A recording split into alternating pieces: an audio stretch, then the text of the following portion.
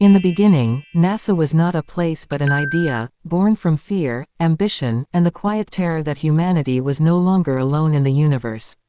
When the first rockets tore through Earth's atmosphere in the mid-20th century, the official story was simple. Space was empty, silent, a vast ocean of nothingness waiting for human footprints. But behind closed doors, behind classified files and redacted memos, a very different story was already being written, one that would never make it into textbooks or press releases. The first whispers began long before NASA was officially formed. During the final years of World War II, as Allied and Axis powers raced to build faster aircraft and deadlier weapons, strange sightings flooded military reports. Pilots described glowing orbs pacing their planes, darting effortlessly at impossible speeds, then vanishing without a sound. These were labeled Foo Fighters, a harmless nickname meant to reduce fear, but the pilots knew better. Whatever those objects were, they were not human. When the war ended and Operation Paperclip quietly transferred German scientists, engineers, and their secrets to American soil, something else came with them. Knowledge. Not just of rockets, but of encounters. Of recovered materials. Of metal that bent without breaking, and circuitry that resembled biology more than machinery. In 1958, when NASA was officially established, it was presented as a peaceful agency, dedicated to exploration and science. The truth, according to conspiracy theorists and former insiders, was more complex. NASA was not created to discover aliens. It was created because aliens had already been discovered. The United States government, they claim, knew that something was operating in Earth's skies, oceans, and orbit, and they needed an organization that could monitor space without raising suspicion. NASA became the perfect cover. Every launch, every satellite, every telescope doubled as a surveillance system, not just watching the stars, but watching them watch us. The moon became the first great test. Publicly, it was a race against the Soviet Union, a demonstration of technological supremacy. Privately, it was a reconnaissance mission. Ancient legends from multiple civilizations spoke of the moon as more than a rock. Some described it as hollow. Others hinted it was placed, not formed. When Apollo missions were approved, insiders claimed the real objective was not to plant a flag, but to investigate anomalies already detected by telescopes and radar. Structures that cast shadows at impossible angles. Reflections that suggested metallic surfaces. Signals that pulsed in mathematical sequences before abruptly stopping. When Apollo 11 finally touched down in 1969, the world watched in awe. Neil Armstrong's famous words echoed through history, but conspiracy theorists insist there was far more said that day than the public ever heard. Radio transmissions, they claim, were briefly cut or delayed while astronauts described massive objects on the lunar horizon, watching silently. Armstrong, Aldrin, and Collins' return changed. Their eyes carried something heavy. Something unspoken. None of them ever fully denied the rumors.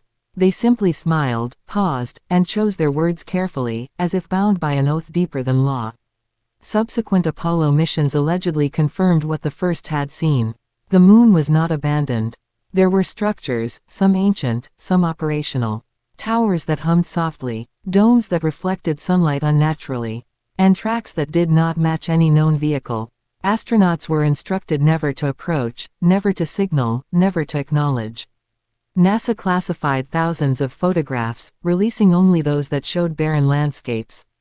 The rest vanished into vaults, labeled with codes that would remain sealed for decades. Mars came next. Officially, it was a search for water and microbial life. Unofficially, it was a continuation of the same investigation. Early probes sent back images that looked too structured to be natural. Rectangular formations, symmetrical ridges. The now famous face on Mars ignited public curiosity, but NASA quickly dismissed it as a trick of light and shadow. Conspiracy theorists argue that dismissal came too fast, too rehearsed. They believe higher resolution images revealed something undeniable, evidence of an extinct civilization or a long-abandoned outpost. And just like the moon, the most revealing data never reached the public. Deep space telescopes added another layer to the mystery. Objects appeared and disappeared between frames. Stars dimmed as if eclipsed by massive structures, then returned to normal. Signals emerged briefly, repeating prime numbers or complex patterns, before cutting off the moment they were detected. NASA labeled these as glitches, interference, or natural phenomena. But former engineers, speaking anonymously, described quiet panic in mission control, and emergency meetings where the word extraterrestrial was never spoken, but always understood. The conspiracy deepened in the late 20th century when reports of UFO sightings surged around the world. Not just lights in the sky, but craft performing maneuvers that defied physics. Right-angle turns at hypersonic speeds. Instant acceleration without heat or sound. Military radar confirmed what civilians saw, yet official statements always follow the same script. Weather balloons. Experimental aircraft. Optical illusions. NASA, despite being the world's leading space authority, remained strangely silent on UFOs, deflecting responsibility to other agencies, as if deliberately distancing itself from the subject. Behind the scenes, however, collaboration was allegedly ongoing. NASA, the Pentagon, and intelligence agencies shared data through programs buried so deeply in classification that even their names were compartmentalized. Engineers studied materials recovered from crash sites, attempting to reverse engineer propulsion systems that bent gravity instead of fighting it. Biologists examined tissue samples that did not match any terrestrial life. Linguists analyzed symbols that appeared in multiple encounters across decades, suggesting a single, consistent source. Some conspiracy theories go even further, claiming NASA is not merely observing aliens, but cooperating with them. According to these narratives, agreements were made during the Cold War. Limited access to human populations in exchange for technology. Abductions disguised as sleep paralysis. Genetic experiments masked as missing persons. In return, humanity received subtle advances. Microchips. Fiber optics. Stealth materials. Officially credited to human ingenuity, but suspiciously aligned with recovered extraterrestrial tech timelines. The International Space Station plays a key role in modern theories. Orbiting Earth continuously, it provides an unparalleled vantage point. Astronauts aboard the station have reportedly witnessed objects approaching, pacing the station, then retreating. Live feeds have allegedly been cut mid-broadcast when unexplained craft appear in frame. NASA attributes these interruptions to technical issues, but the pattern is difficult to ignore. Always the same timing. Always the same explanation. Then there is the question of disclosure. Why, if aliens are real, has NASA not revealed the truth? The most common answer is fear. Fear of societal collapse. Fear of religious upheaval. Fear that humanity is not ready to know it is not at the top of the cosmic hierarchy. Others believe the silence is strategic. That humanity is being slowly conditioned through movies, television, and gradual acknowledgement of UFOs as unidentified aerial phenomena. A softer term, less alarming, more acceptable. In recent years, cracks have begun to appear. Former officials have stepped forward, carefully choosing their words, confirming that not all UFOs can be explained. NASA has released reports admitting the presence of objects they cannot identify or track. Yet they stop short of naming their origin. Conspiracy theorists see this as a controlled drip of truth, a way to acclimate the public without causing shock. Disclosure not as an event, but as a process. Still, many believe the most disturbing secrets remain hidden. That NASA knows humanity is being watched, monitored, perhaps even guided.